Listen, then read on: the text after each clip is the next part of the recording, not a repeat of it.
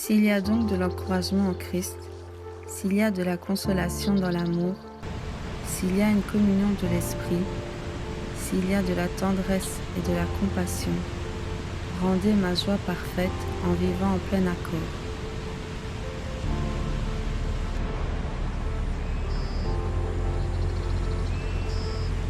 Ayez un même amour, un même cœur, une unité de pensée. Ne faites rien par esprit de rivalité ou par désir d'une gloire sans valeur, mais avec humilité, considérez les autres comme supérieurs à vous-même.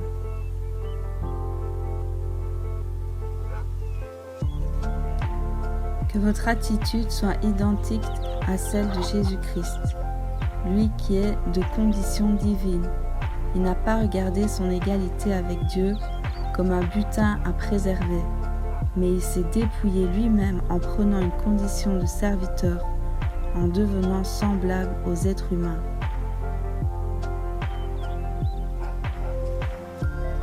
Reconnu comme un simple homme, il s'est humilié lui-même en faisant preuve d'obéissance jusqu'à la mort, même la mort sur la croix.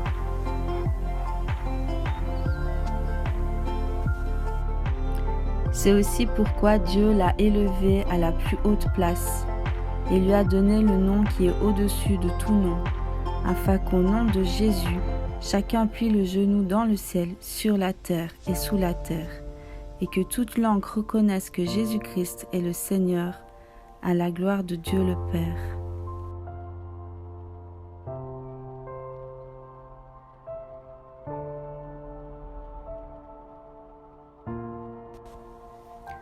Le Fils est l'image du Dieu invisible, le premier-né de toute la création.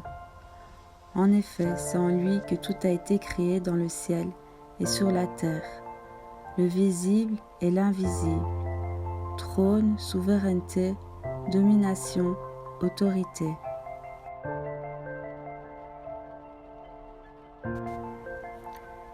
Tout a été créé par lui et pour lui. Il existe avant toute chose, et tout subsiste en lui. Il est la tête du corps qu'est l'Église. Il est le commencement, le premier-né d'entre les morts, afin d'être en tout le premier. En effet, Dieu a voulu que toute sa plénitude habite en lui. Il a voulu par Christ tout réconcilier avec lui-même.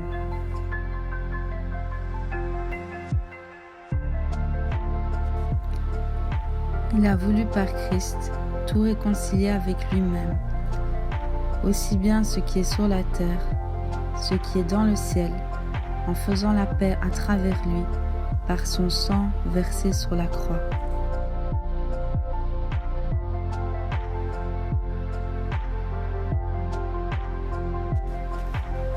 Et vous qui étiez autrefois étrangers et ennemis de Dieu, par vos pensées et par vos œuvres mauvaises, il vous a maintenant réconciliés par la mort de son Fils dans son corps de chair, pour vous faire paraître devant lui saint, sans défaut et sans reproche.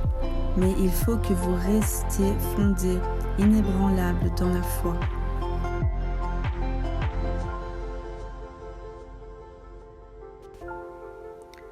Sans vous détourner de l'espérance de l'Évangile que vous avez entendu, qui a été proclamé à toute créature sous le ciel et dont moi, je suis devenu le serviteur.